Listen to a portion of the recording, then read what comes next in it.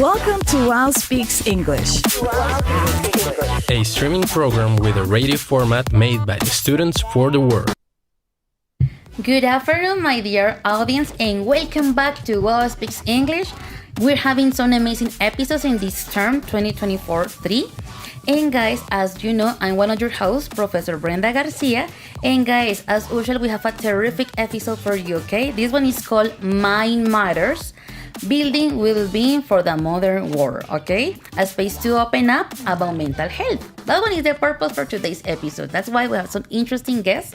But guys, before to introduce our guests, I want to invite you to follow us on Instagram, Facebook, and TikTok. Counts. Guys, I try to remember. Well, it speaks English 2.0. Also, guys, remember that you can participate actively in the chat here on YouTube. And also, guys, you can scan the QR code that you see on the screen to send audio messages by WhatsApp. Remember, in this opportunity, the idea that you ask questions to our guests about mental health. Whatever questions about the symptoms, recommendations, all that you want about mental health, okay? And sweetie, remember that this program is made by students, to students, and the whole community in the Suroccidente Colombiano. Everyone is welcome. Finally, I want to introduce my co-host. Hello, Daya. Hello, teacher. How are you, sweetie? I'm very happy. Are you ready? Yeah. Always. Hello, Linda. Hello. How are you doing, sweetie? I'm good. Nice. Okay, now I want to introduce our guests, but I want that they introduce a little bit about themselves, saying their full name, information, the job, and the title. Hello, Josh. Hey, how's it going? Good, sweetie. So tell us about you. Who is Josh? Sure. Josh is my nickname. My name is Josue, but whenever I'm like talking English and all these English context, I like to be called Joshua or just Josh. I'm a student, a psychology student of Unicatólica, and I'm amazed. This university is fantastic. Like now I can see why is the fame of the social communication degree is like wow, is like the best. Like look around, I love that. Thank you very much. No, thank you for accepting our invitation. Yeah. On the other side, we have people here from our staff at the university. Hello, sweetie. Hello, everyone. My name is Julian Herrera. I'm a social worker. I've been in the university like 4 years. So I work in Centro para la Excelencia Académica. It's a pleasure to be here. Thank you very much. Hi, everyone. My name is Gabby. My full name is Gabriela, and I'm currently the psychology intern in the Human Development Department. And I've been here for about 6 months. Nice. Next week is my last week, so. Oh, how you felt here? I feel great. It's very different from my university. I'm from La Javeriana, but I loved every second of my experience. I'm glad about that. The last one, but not the least, we have a David. Hi everyone, my name is David Gomez. I'm one of the psychologists of the Centro para la Excelencia Académica. I've been working here for 2 years, almost, yeah. And I'm very glad to be here. Thank you for the invitation, and let's start. Okay, there you go. As David mentioned, guys, let's start. So, Daya, what we have? That's right, Brenda. And to start getting in context, let's see what our audience think about today's topic. So we invite you to participate by scanning the QR code and sending us your audio messages about it. Tell us your name, what semester you are in, if you study in a different university or institution, please name it. In addition, let us know in our YouTube chat where you are watching the show from. And remember that you can participate by scanning the QR code, and in this opportunity, you, our audience, can participate by asking questions about mental health to our expert guest. A question about stress, anxiety, emotional intelligence, depression, how to deal with the exam weeks, and a lot of work. That's right, Linda. So, guys, as you know, today's topic is about mental health. It's very important. I mean, not only for because of this day, guys, sorry for the Spanglish, but it's also something that maybe we think it's important not only now, also from the past. So, guys, remember, you can ask questions to our guest today, okay? So, saying this, guys, let's go with what do you think section. Let's go, Goose.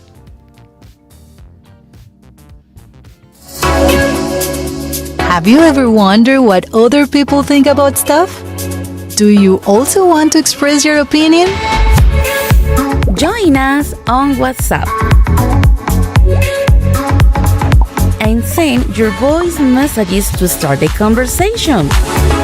Welcome to What Do You Think About It? Hello guys, I'm Diana and today we will talk about mental health and I'm here with... Hi, thank you for having me here. I'm very pleased. My name is David Martinez. I'm a medical doctor, I'm a psychiatrist, and I'm also have a master's degree in public health. At the moment, I am the scientific chief officer of Hospital Departamental Psiquiátrico Universitario del Valle, and also I'm a professor at Departamento de Psiquiatría of Universidad del Valle. Thank you. We have some questions for you about mental health. Okay, let's go for it. What are some of the most common mental health challenges college students and professionals face today? Okay, that's a very important question.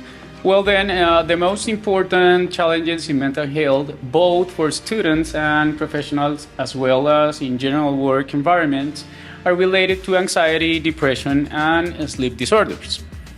Although these issues in school and work settings have been known for many years, but the COVID-19 pandemic, the unemployment experienced in 2021, and variations in economic aspects such as inflation, increase of the cost of living, have contributed to a significant rise in the number of affected individuals. The most concerning factor is the age of onset of depression or anxiety problems, because, as we have seen, these issues are rising at increasingly younger ages. What roles does social support play in maintaining mental health, and how can individuals add a strong support network? Okay, then, the role of social support is very important, essentially in all the mental health. But particularly the familiar support is fundamental in maintaining and improving the mental health conditions of individuals, as the family and friends or colleagues network facilitates the communication of emotional situations that can affect people, allows for timely help seeking, and provides support in difficult situations such as grief, or such as economic problems, or such as emotional problems. How can we effectively the stigma surrounding mental health and encourage open conversation about mental well-being? Okay, the first step will be to make visible the importance of mental health care as a strategy in schools, universities, and workplaces, since to a large extent the stigma is linked to the perception that mental health means the absence of mental illness. On the other hand, creating communication speech that allow people, especially adolescents, to talk about issues such as suicide, drug use or drug abuse, or sexual violence freely and spontaneously both in academic or work environments and at home. It's essential. The mere fact of being able to talk about suicide constitutes a protective factor for many people, especially in adolescents, as I told you. What advice could you give us to improve our emotional and mental well-being? Okay, there are some key elements that are fundamental to protect our mental health. The first of all is to take care of our sleep habits and to ensure a good rest, because insomnia it's a risk factor to develop depression, anxiety, and other kind of mental health issues. Avoid exposure to drugs and alcohol as you can, and if it's possible, and engage in regular physical activity. Although seek help in timely manner through channels such as Line 106 in District of Cali and Valle del Cauca. This is a hotline which is intended to provide mental health in an immediate manner. Okay, thank you. Wow. Interesting interview. Thank you very much, David from Hospital Psiquiátrico del Patio. And Linda for having the interview. So, guys, what do you think about David's comment? Well, I think that nowadays many of us suffer from pressure in our homes, our work, and I think everywhere. And now that these mental illness have become visible, and I think that's good because now we can really talk about them and really treat them. Okay, thank you. Really nice. Interesting. What about our guest? What do you think about David's comment? I think everything he said is great, especially since time is passing and passing. The average age for mental illness is going lower and lower. So I think that everything that he said is very, very according to everyday problems that we're seeing. Okay, nice. That is something I really liked when he mentioned like avoid getting into drugs when being like in these kind of crises, for example. And it's pretty curious for me because sometimes people, when they are struggling, the first thing that some friends of mine, for example, they think is like, let's go drinking, for example, you know. So it shows us that we do know what to do sometimes. Like if I'm struggling, I do have a solution. So the idea today also is like provide you certain like different solutions that are healthier, that are better, but you actually know that there are solutions. So that's something I really like. Well, guys, we have a question. Well, before to have the question, let's go with the second video, okay, Gus? Because we have a second expert also in this What Do You Think section. What advice could you give us to improve our emotional and mental well-being? Well, first of all, like try to be close with your social network if you have one. So try to like strengthen your relationships with family and friendship if you feel like you can do it. Try to speak up every time you feel like you need or you're feeling some emotional distress. Maybe just speaking up is like really helpful for some time just to feel like a little more relaxed. Also, like all these like well-being habits, like a good nutritional recommendations, maybe just eat well, sleep well, try to have your full time of sleep, 6 to 8 hours, please. It's like really, it's really helpful when you kind of try to sleep well, eat well, try to make some exercise, like maybe 4 or 5 days a week, maybe half an hour. This exercise, like cardiovascular exercise, like this when your heart beats like a lot, when you have to run, when you go swimming, when you go cycling, when you go skiing, anything you feel your heartbeat goes up, it's really helpful. So you can like reduce stress levels, depression levels, anxiety levels go down when you exercise. Try to avoid the use of all of these drugs in general, like not alcohol, not smoking, not all the illegal drugs. Also, that's going to be like the huge, like great advice. Thank you, Julian, very much. Actually, we have this interview with Linda online because he lives in Medellin, and he took a time for us to have these questions. And guys, I mean, I have a question because he mentioned that it's also very important to have a good habits, right? But this is my question, guys, for all of you. It's possible that the food that we eat affect our mental state and our emotions? I mean, I just had the question because I'm not sure. Well, yes, in a good way. Some of the food that I used to eat, I don't know, maybe take an example very like usual, like chocolate. Yeah, something that is, it seems like very inoffensive for the most of the people. It's just a chocolate, like a chocolatina. Yeah. Yeah. Can affect directly our brain in the way that we understand the happiness, because chocolate is produce a specific how can I say it in easy terms, like the happiness molecule in our system, in our brain. So in the way that we increase that use of that kind of foods, we can affect directly the happiness in our brain. So yes, it's have that relation, a really direct relation. Wow. I didn't know that. Yeah, Pretty that's cool. right. Remember, our body works like with hormones. Okay. And everything our body does, it's from the things we provide to our body. You know, so the food that we give is like the gas for a car, for example. Mm-hmm. So whatever the body, the functions it does, it's gonna be done out of the food. So yeah, it's really important. Wow, guys, thank you very much, because I was just wondering when I saw Julian's video. I was like, oh, interesting. Guys, let's listen some audios from WhatsApp. I know that we have several several audios from our audience on WhatsApp. So, Gus, can we play some audios, please? Hi, teacher. My question is, how does anxiety affect academic performance, and what strategies can effectively help manage it in educational settings? Thank you. Wow, it's an interesting question, right?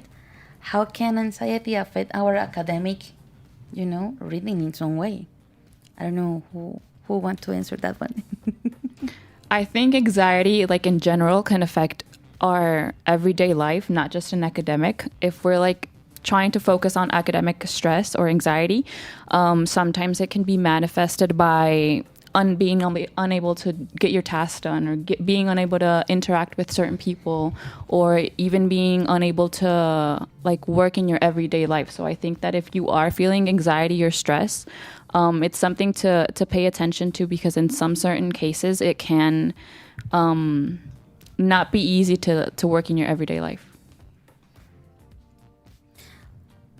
Okay, so sweetie, I know that we have we want to ask some recommendations, but maybe in the next section, TikTok. Right. So just that part, because I know that the girl asked 2 questions. Gus, can you play another one, please? We have several audios. Hi, teacher. My question is, what role does social support play in a university's students' mental health, and how can students build a supportive community on campus? Oh my God. Interesting question, right? I mean, how social network at campus can help us. I think in the campus have a really good place to go when something failed, when I have a lot of anxiety, stress. And the people in Bienestar Universitario have the students know the people who can help, Centro para la Excelencia Académica, Desarrollo Humano, and it's a lot of place you can go, and maybe you can ask something, you can take a breath in this place, and you can take very slow, take a little minute for you, and you can do it in Bienestar Universitario, and a lot of people can you help with that. Nice. Thank you, sweeties. Well, Daya, can you check the comments on YouTube, please, from our audience? Okay.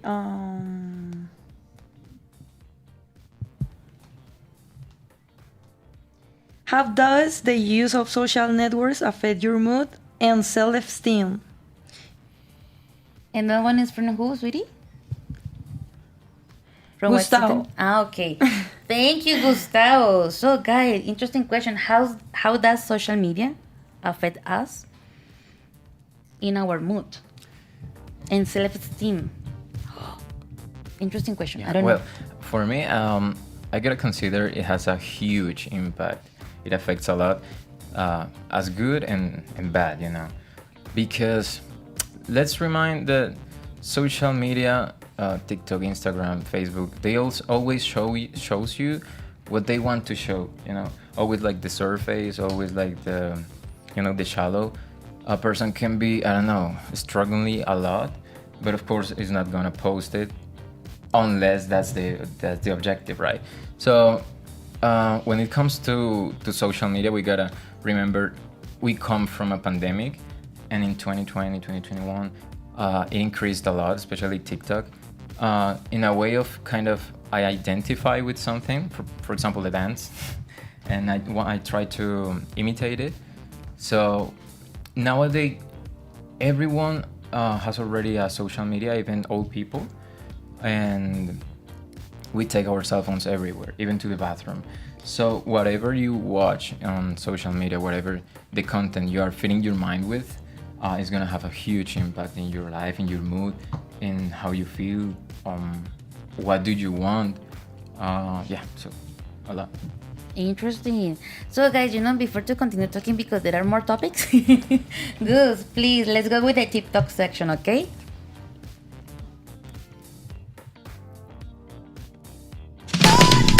Many things happen every day at our campus. Let's discuss them at Tip Talk.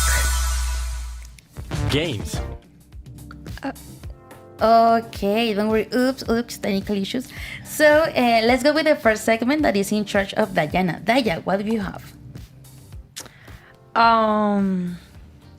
Stress is a physical and emotional response to situations that the individual perceives as challenging or threatening. It can be caused by various factors such as work, family, or financial problems. Acute stress can be motivating, but chronic stress can negatively affect physical and mental health. Anxiety is an emotional response characterized by feelings of worry, nervousness, or fear. Although it is normal to feel anxious in certain situations, persistent and excessive anxiety can become a disorder. Depression is a mood disorder that involves persistent sadness and a loss of interest in previously enjoyable activities. It can affect your ability to work, sleep, study, and enjoy life. Symptoms include feelings of hopelessness, change in appetite, difficulty sleeping or excessive sleeping, fatigue, and suicidal thoughts. I had a question for Gabriela. What are the symptoms and how can we recognize them? For anxiety? Yes, or depression. Okay, so depression, there's a lot of symptoms. I think one of the most common symptoms, or like the biggest one, the central one, would be that our pleasure receptors are usually being seen affected. So the person typically loses pleasure, being able to feel pleasure towards their everyday life. And I think one of the biggest alarm signs in which we could focus on is in if you are having trouble doing your everyday task. And so if you're having trouble sleeping, if you're trouble interacting with people, or you're not being able to do what you used to do before, I think those are one of the biggest alarm signals. What was the other question? Okay, give me a second. Hold on a second there. I know that even something like the simple task that you mentioned every day is like taking a shower. Yeah, exactly. I mean, when you start thinking, I don't want to take a shower, I mean, because you feel like a little blue. See, the red flag. Okay, what is the other question, Daya? And what are the most common mental illness they have noticed? Here in the university? Yes. Yes. Yeah. So I think the ones that the psychiatrist mentioned are the same ones I've seen per se. I would say depression. Well, here in the university, we don't diagnose people with certain pathologies, but I do think we can be able to see like certain symptoms. So I would say depression, anxiety, stress, all like heavily associated to like academic life, but also personal life. Yeah, I would say those. Those Okay. are like the most common ones. Thank you. Let's go with Linda. Segment number 2. Thank you, Dayo. Let's talk about the importance of breaking the stigma surrounding mental health. I have a little data. 9 out of 10 people feel affected by the stigma generated by the diagnosis. We have to keep in mind that a stigma is a certain level of disapproval and invalidation about something, and this generates ignorance and rejection. To break the stigma, we must first inform ourselves and stop thinking that people with mental health are crazy, with mental health problems are crazy. Second, talk about it. Part of the stigma is born from the taboo and fear of talking about mental health. Create spaces with your families, with your friends, where you can talk about it, like really talk about it. And third, be understanding. Many people, when they hear that someone feels bad, they say, well, you will get over it. And no, that's not correct. We must respect and not minimize the feeling of others. And listening and support are also a good thing to break the stigma. And now I want to ask our guests some questions. And the first is, what are other tips that you can give us to break the stigma about mental health? David. Well, to break the stigma about mental health, I think that it's very important that we start spaces like this one, like some scenarios that we can talk in a public space, in the public eye about these kind of topics, because we have a culture very difficult in these kind of topics.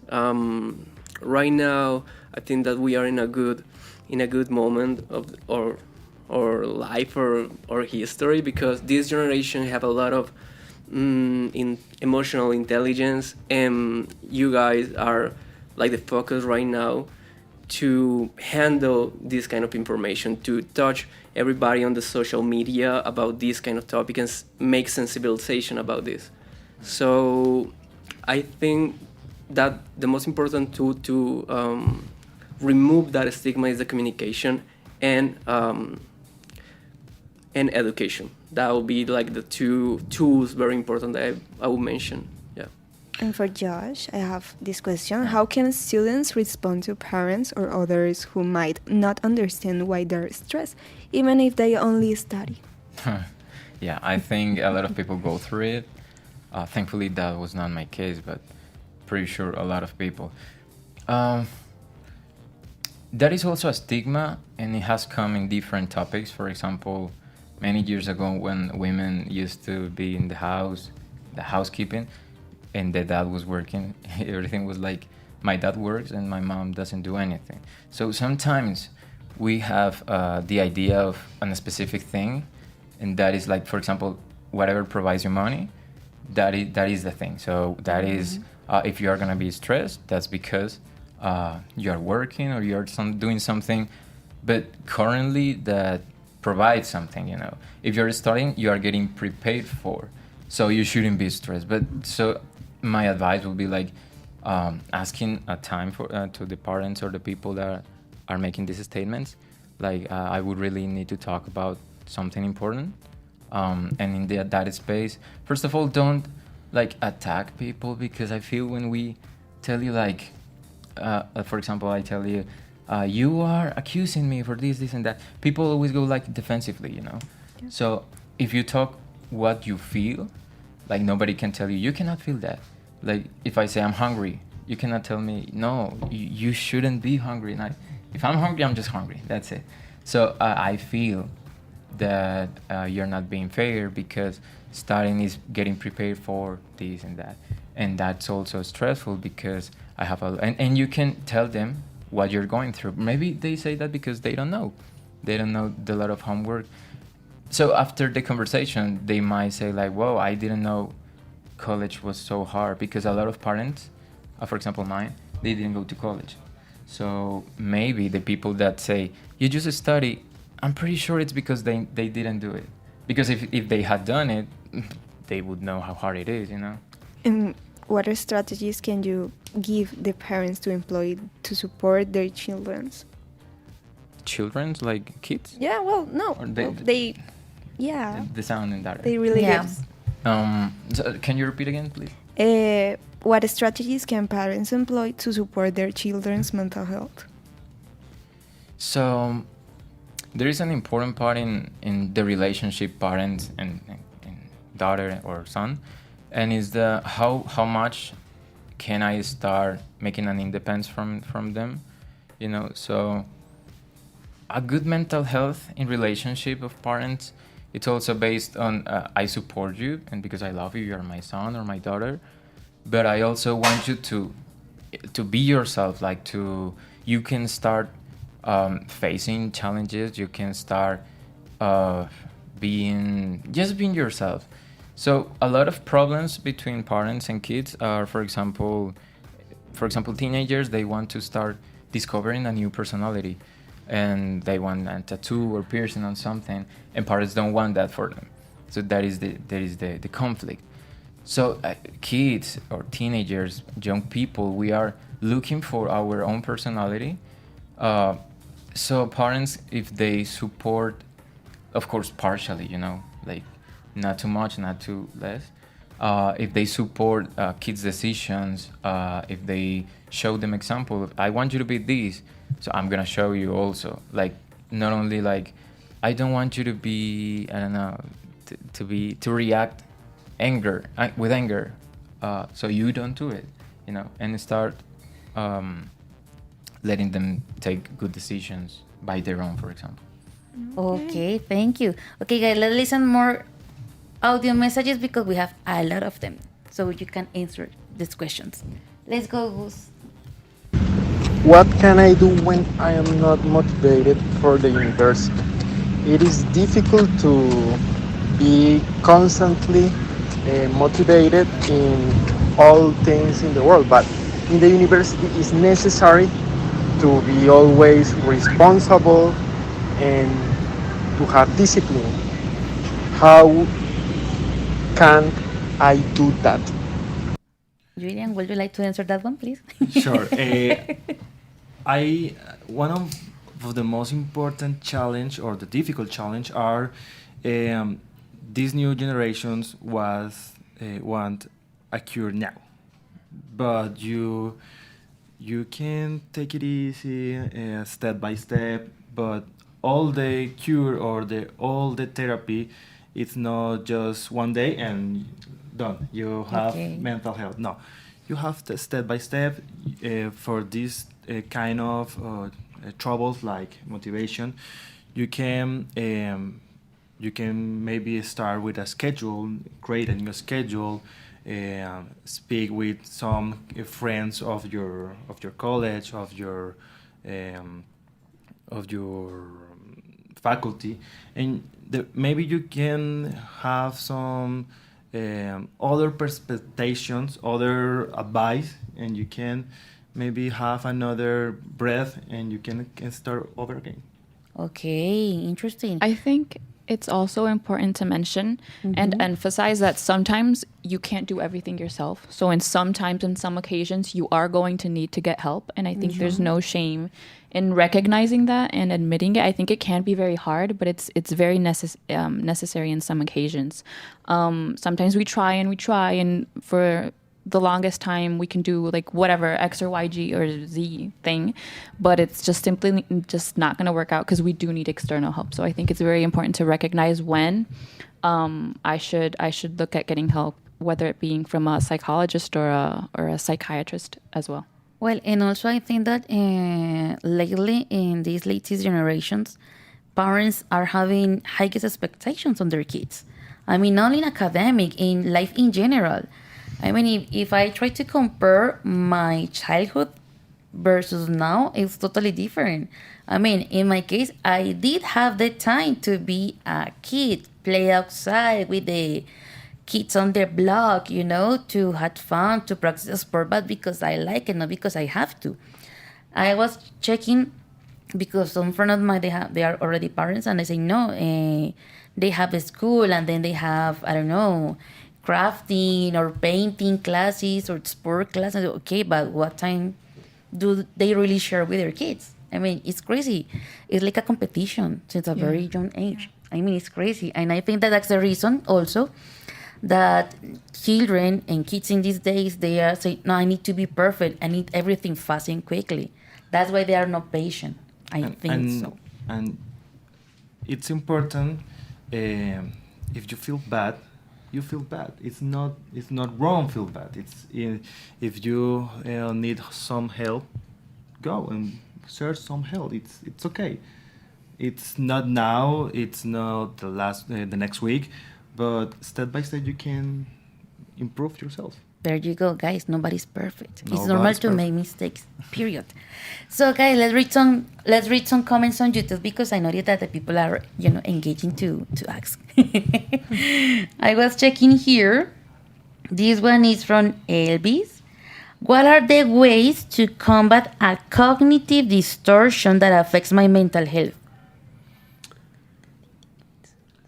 I don't know who wants to answer. Well, the cognitive distortion, the only way to face that distortion is put that distortion in front of the reality. Sometimes we have, I don't know, we start to think and overthinking about anything. I don't know, give me an example. I don't know. Tomorrow I have an exam and I'm going to pass it because the teacher looked at me in a bad way. So if I start to face that idea with the reality, like, well, I don't know in personal life the teacher, also maybe he wasn't looking at me, he was looking, I don't know, the clock right behind me. And in that way, I start to make that idea a little bit more easy to handle it. In that way, I face that idea, that cognitive disorder. In that way, I can make it easier for me to face it to reality. Yeah, and that helps me a lot to put me in a scenario in the reality. In that way, I can develop myself with all my skills without that judge that I provide with that disorder. Okay, pretty cool. Thank you very much. And actually, I'm sorry, I want to add something. Sometimes, like if you ask some other people, for example, in that example, like, Linda, don't you think the teacher has like this bad look? And she says, yeah, she or he always look at me like that. I could be like, oh, me too. Like, so it's the face of the teacher. So I thought it was me. It was personal. No, it's not. Probably everyone is thinking the same. So if you also open up to other people, or the teacher, if you have the courage to go and talk, teacher, do we have any problem? I'm sorry if I did something.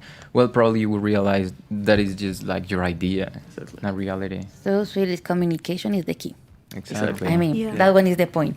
So, Daya, can you read the comment from JD Barreto? I think it's an interesting question. Heidi Barreto, how to reduce stress before exam week? So it is our audience. Definitely they want to know.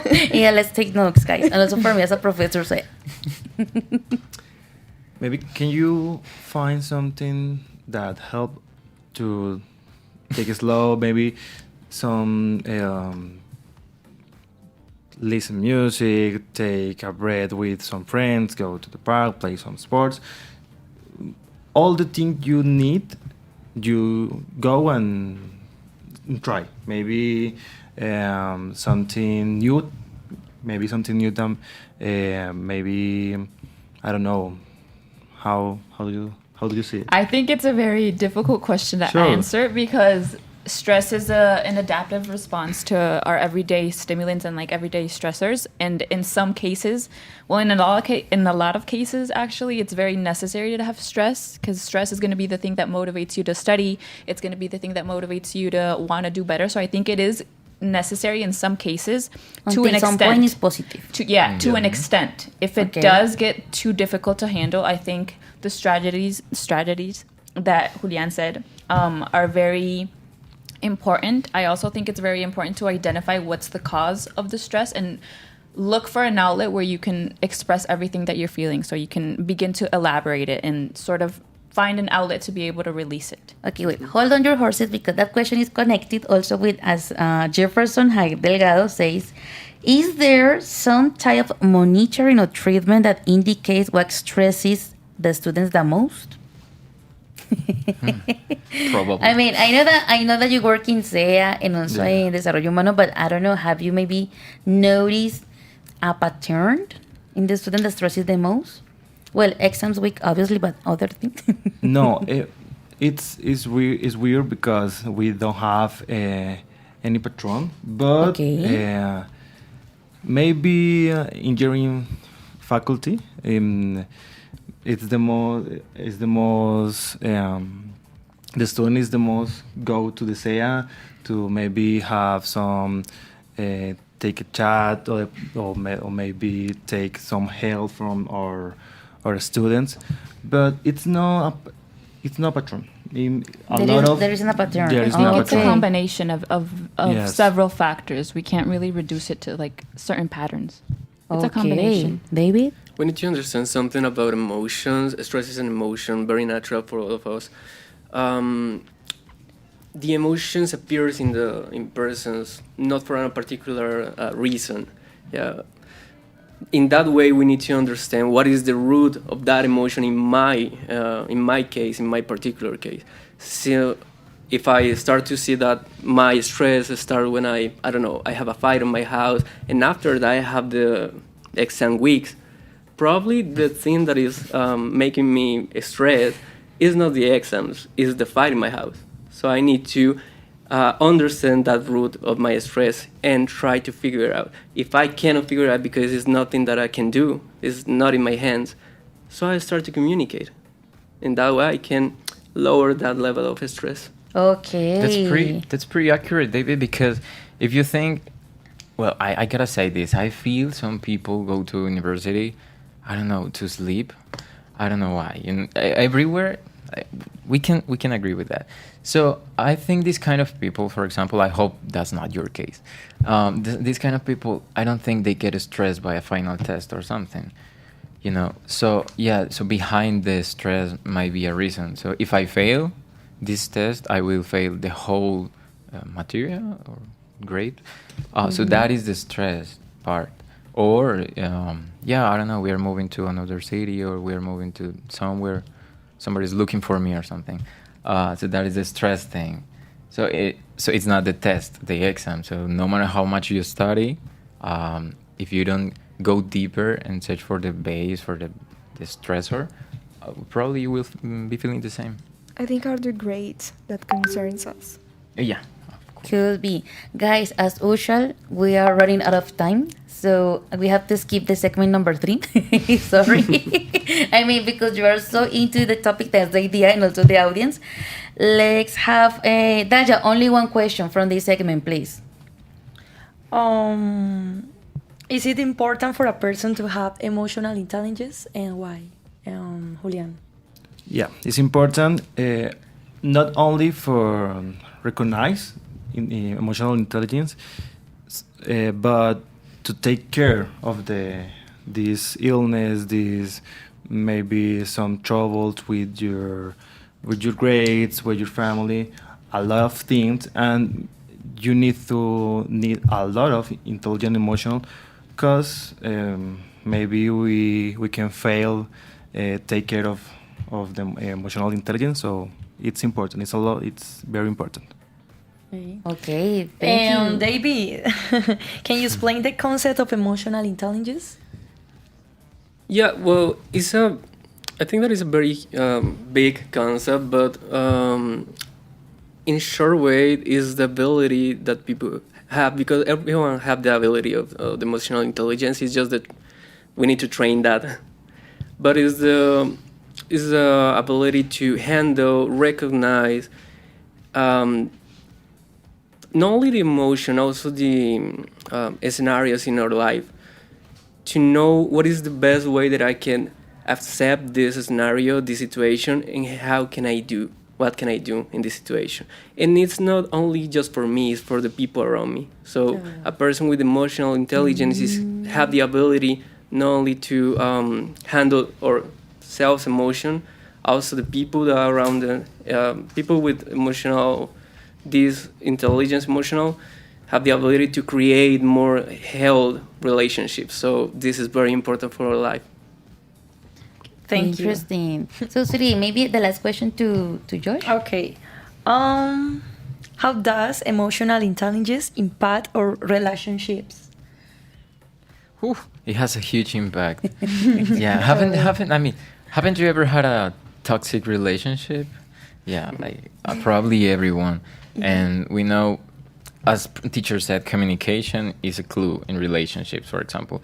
So yeah, emotional intelligence is also about like giving the place to every emotion, and of course like controlling it. Like it's okay to feel it, but also like I have the control. Okay, so it's okay to feel. If you feel jealous, for example, it's okay. It came for a reason, and as our mate said, it tells you something. It's telling you something, but don't let it go. You gotta control it, because if not, people doesn't have any reason to stand that, and they can perfectly leave you. They can go. So yeah. Nice. So sweet. Just to sum up with this program, let's go with the segment number 4. Yeah, Linda. but first I have a little question. How can we start? Well, not start. Stop overthinking. I don't know, Gabriela. Tough question. I think it's also a very difficult question to answer, and something that's different and varies depending on the person. I think like a very concrete answer is journaling. I think it's very important in general for our mental health, especially because in cases of rumination, it's a strategy and a tool that helps us like physically write everything down and like get everything out of our head, which is typically the problem that like circles around rumination. You keep on like going in circles and going in circles. So once you can identify and then express everything that you're feeling, and especially physically, I think there's a very powerful like message or a very powerful handwriting. Yeah. If you write by hand, I mean, you definitely will let it go. Yeah. Interesting. Totally agree. Okay, I mean, the last segment is because we want to show here the SEA in Desarrollo Humano services. So, Julian, what kind of services do SEA and Desarrollo Humano offer to students? To the students and also to the whole community of university. So also can I go there? Sure, you can go. I didn't know, you see? So then we can go, professors. We have psychologists, social work, and occupational therapy and phonology. So you can go, you can go, and all the I don't know how to say it, the help we provide you. It start with social work. You go, I'm there, or maybe my partner, and we take a little conversation, and with that conversation we say, hey, you maybe need to go a psychologist, maybe you need to go phonology, maybe you need to go more with us, and maybe we can create a relationship. And that's the most important thing in SEA, is the relationship we create with the students and with the whole community of the university. Yeah, I didn't know, guys. And how can we go to social work? You just go, and we yeah, but I mean where? It sounds so you go to the Nestor building near there. But you just go, and there is myself or my partner, and we can take a conversation. Bienestar building? Yeah, it's located in the first floor of the Bienestar first floor building. of the So professor and collaborator have the same process, right? Just go there. Hey, Exactly. I need your help. Sure. Okay, interesting. And the last one, sweeties. I mean, it's because as a professor, I have noticed students that they are reluctant, to seek for help. Yeah. They say no because I'm not crazy. That one is the thing about the stigma, guys. I mean, mental health is not just because you're crazy or you're getting insane. No, guys, definitely it's something that we need to work on. So, what advice do you have for a student who are hesitant, reluctant to seek help, especially about mental matters? I know that it's tricky, but I mean, I have noticed because in my case, I just have a student that they have been missing several classes, and I start reach them, and how are you doing? No, teacher, I'm not feeling good. Okay, talk to me. No, teacher, I just try to solve it myself. Okay, in that case, if you don't feel comfortable with me, you can go with the experts. That is the SEA. Okay, teacher, thank you. And then ghosting, guys. Nothing happens. So, what is like your advice in that case? I'm gonna say something really quick. I think everything is easier when for the individual when the collective has done it already. So nowadays, thankfully, and thanks to social media as well, all the mental health and, for example, this space has opened a lot of opportunities for you to start changing your mind. For example, now that we are in the Olympics, on the past Olympics, a sport girl, she stopped her participation because of her mental health. So a lot of artists, sportmen, and everything, they have already said to like making popular this opinion that talking about mental health is also important, and it's absolutely okay. So if you're still thinking like probably it's gonna be bad seeing, well, just open your mind and just, I don't know, search for help or go to therapy. It's absolutely okay. Okay.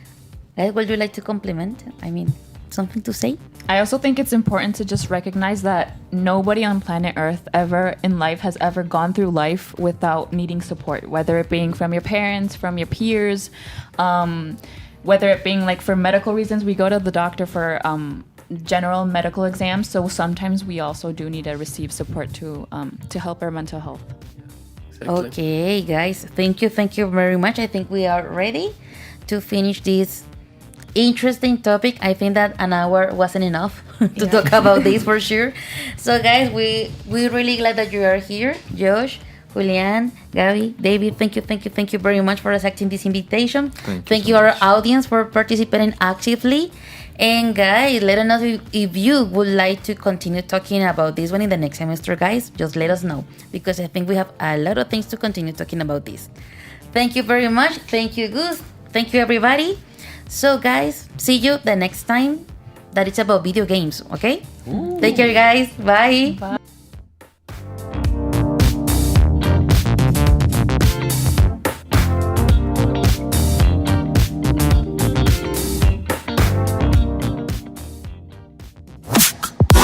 Welcome to Wow Speaks English, a streaming program with a radio format made by the students for the world.